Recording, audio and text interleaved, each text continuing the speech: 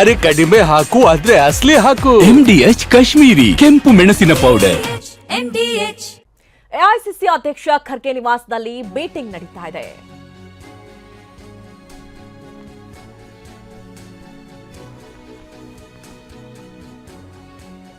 AICC ಅಧ್ಯಕ್ಷ ಖರ್ಗೆ ನಿವಾಸದಲ್ಲಿ meeting ಇದ್ದು ದೆಹಲಿಯ ರಾಜಾಜಿ ಮಾರ್ಗ್ನಲ್ಲಿರುವಂತಹ ಮನೆಯಲ್ಲಿ ಸಭೆ ನಡೀತಾ ಇದೆ.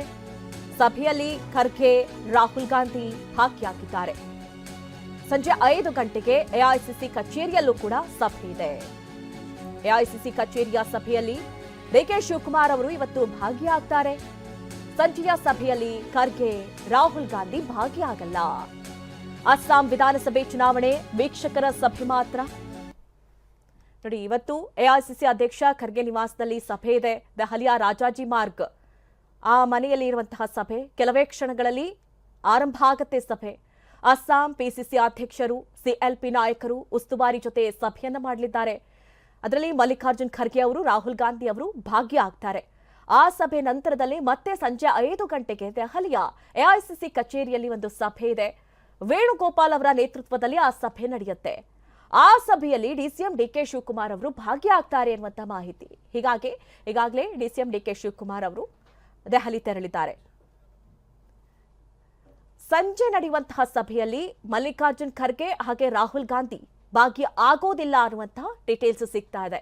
ಅಸ್ಸಾಂ ವಿಧಾನಸಭೆ ಚುನಾವಣೆ ವೀಕ್ಷಕರ ಸಭೆ ಮಾತ್ರ. ಭೂಪೇಶ್ ಬಘೇಲ್ ನೇತೃತ್ವದ ಸಭೆಯಲ್ಲಿ ಡಿಕೆ ಶಿವಕುಮಾರ್ ಅವರು ಭಾಗಿಯಾಗ್ತಾರೆ ಅನ್ನೋದು ಗೊತ್ತಾಗ್ತಾ ಇದೆ. ಒಂದ್ ಕಡೆ ಈಗ ಡಿಸಿಎಂ ಡಿಕೆ ಶಿವಕುಮಾರ್ ಅವರು ದೆಹಲಿಗೆ ತೆರಳಿ ಆಗಿದೆ. ಸಂಜೆ ನಡೆಯುವಂತಹ ಸಭೆಯಲ್ಲಿ ಭಾಗಿಯಾಗ್ತಾರೆ. ವೇಣುಗೋಪಾಲ್ ಅವರ ನೇತೃತ್ವದಲ್ಲಿ ನಡೆಯುವಂತಹ ಸಭೆ ಅಸ್ಸಾಂ ವಿಧಾನಸಭೆ ಚುನಾವಣೆ ವೀಕ್ಷಕರ ಸಭೆ ಮಾತ್ರ ಅನ್ನುವಂತಹ ವಿಚಾರ. ಈ ಬಗ್ಗೆ ಹೆಚ್ಚಿನ ಡೀಟೇಲ್ಸ್ ಅನ್ನ ನೀಡ್ತಾರೆ ನಮ್ಮ ದೆಹಲಿ ಪ್ರತಿನಿಧಿ ಮಹೇಶ್. ಈಗ ಡಿಸಿಎಂ ಡಿಕೆ ಶಿವಕುಮಾರ್ ಅವರು ದೆಹಲಿ ತಲುಪಿ ಆಗಿದೆ. ಸಂಜೆ ನಡೆಯುವಂತಹ ಸಭೆಯಲ್ಲಿ ಭಾಗಿಯಾಗ್ತಾರೆ ಅನ್ನುವಂಥದ್ದು. ಯಾರೆಲ್ಲ ಈ ಸಭೆಯಲ್ಲಿ ಭಾಗಿಯಾಗ್ತಾರೆ, ಏನೆಲ್ಲ ಚರ್ಚೆಗಳಾಗುತ್ತೆ ಮಹೇಶ್? ಅದು ಖಂಡಿತ ಡಿಸಿಎಂ ಡಿಕೆ ಶಿವಕುಮಾರ್ ಅವರು ದೆಹಲಿಗೆ ಬಂದಿರುವಂತದ್ದು. ಈಗ 4:15 ಸುಮಾರಿಗೆ ಎಐಸಿಸಿ ಅಧ್ಯಕ್ಷರಾದಂತಹ ಮಲ್ಲಿಕಾರ್ಜುನ ಖರ್ಗೆ ನಿವಾಸದಲ್ಲಿ ಸಭೆ ಆಯೋಜನೆಯಾಗಿರುತ್ತದೆ. ಸಭೆಯಲ್ಲಿ ಪ್ರಮುಖವಾಗಿ ಖರ್ಗೆ ಸೇರಿದಂತೆ ರಾಹುಲ್ ಗಾಂಧಿ, ಕೆಸಿ ವೇಣುಗೋಪಾಲ್ ಮತ್ತೆ ಗೌರವ್ ಗೊಗೋಯ್ ಅಂದ್ರೆ ಅಸ್ಸಾಂನ ಟಾಪ್ ಲೀಡರ್ಸ್ ಕಾಂಗ್ರೆಸ್ ಲೀಡರ್ಸ್ ಕೂಡ ಭಾಗಿಯಾಗ್ತಾರೆ ಅಂತ ಹೇಳ್ಬೋದು. ಪ್ರಮುಖವಾಗಿ ಸರಿಸುಮಾರು 1.5 ಗಂಟೆಗಳ ಕಾಲ ಒಂದು ಸಭೆ ನಡೀತಿ ಅನ್ನೋದು ಕೂಡ ಗೊತ್ತಾಗ್ತಾ ಇದೆ. ಇದಾದಂತ ಬಳಿಕ ರಾಹುಲ್ ಗಾಂಧಿ ಅವರು ಕೂಡ ಸಭೆಯಲ್ಲಿ ಇರೋದ್ರಿಂದ ಒಂದು ರಾಜ್ಯದ ಬೆಳವಣಿಗೆ ಬಗ್ಗೆ ಮಾಹಿತಿ ನೀಡುವಂಥದ್ದು ಮತ್ತೆ ಈಗ ನಾಯಕತ್ವ ವಿಚಾರದಲ್ಲೂ ಕೂಡ ಅವರನ್ನ ಮಾತಾಡಿಸುವಂತ ಪ್ರಯತ್ನ ಕೂಡ ಡಿಕೆ ಅವರು ಪ್ರಯತ್ನ ಮಾಡುವಂತ ಮಾತುಗಳು ಕೂಡ ಕೇಳಿ ಬರ್ತಾ ಇರುವಂತದ್ದು. ಪ್ರಮುಖವಾಗಿ ಅಸ್ಸಾಂ ಚುನಾವಣೆ ಸಂಬಂಧ ವೀಕ್ಷಕರ ಸಭೆಯಲ್ಲಿ ಭಾಗಿಯಾದ ಬಳಿಕ ಅದೇ ಒಂದು ವೇದಿಕೆಯಲ್ಲಿ ಒಂದು ಖರ್ಗೆ ಅವರಾಗಿರ್ಬೋದು ಮತ್ತೆ ರಾಹುಲ್ ಗಾಂಧಿ, ಕೆಸಿ ವೇಣುಗೋಪಾಲ್ ಇರೋದ್ರಿಂದ ಇದಾದಂತ ಸಭೆ ಮುಗಿದ ಬಳಿಕ ಒಂದು ಮಾತಾಡುವಂತ ಪ್ರಯತ್ನ ಕೂಡ ಮಾಡ್ತಾರೆ ಅಂತ ಕೂಡ ಕೇಳಿ ಬರ್ತಾ ಇದೆ. ಒಟ್ಟು ಒಂದು ಭೇಟಿ ಸಾಕಷ್ಟು ಮಹತ್ವ ಪಡೆದುಕೊಂಡಿದೆ ಅಂತ ಹೇಳ್ಬೋದು. ಮೊದಲನೇದಾಗಿ 5 ಗಂಟೆ ಸುಮಾರಿಗೆ ಇಂದಿರಾ ಭವನದಲ್ಲಿ ಒಂದು ಸಭೆ ಆಯೋಜನೆ ಆಗಿತ್ತು. ಅದು ಈಗ ದಿಢೀರ್ ಒಂದು ಖರ್ಗೆ ನಿವಾಸದಲ್ಲಿ ಸಭೆ ಅರೇಂಜ್ ಆಗಿರುವಂತದ್ದು.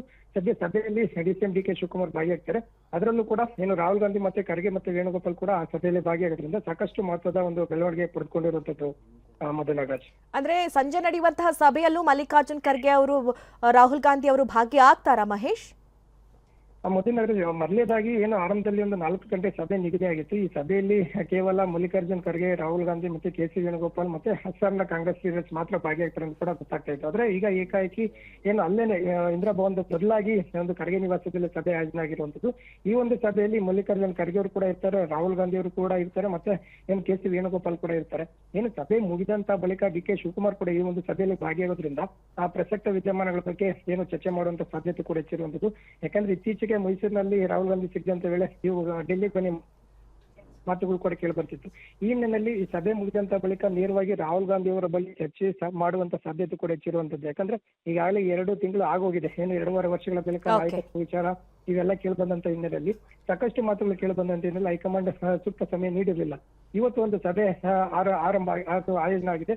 ಈ ಸಭೆಯ ಬಳಿಕ ಒಂದು ಪ್ರಸ್ತಾಪ ಮಾಡುವಂತ ಸಾಧ್ಯತೆ ಹೆಚ್ಚಾಗಿರುವಂತ. ಓಕೆ ಮಹೇಶ್, ಥ್ಯಾಂಕ್ ಯು ನಿಮ್ಮೆಲ್ಲ ಡೀಟೇಲ್ಸ್ಗಾಗಿ. MDH ನ ಕಿಚನ್ ಅಲ್ಲಿದ್ರೆ ನಾವು ಎಲ್ಲವನ್ನು ಮಾಡಬಹುದು. ಬೆಂಗನ್ ಕಾ ಭರ್ತಾ, ಆಲೂ ಗೋಬಿ, ಭಿಂಡಿ ಮಸಾಲಾ, ಇನ್ನೂ ಬಹಳಷ್ಟು.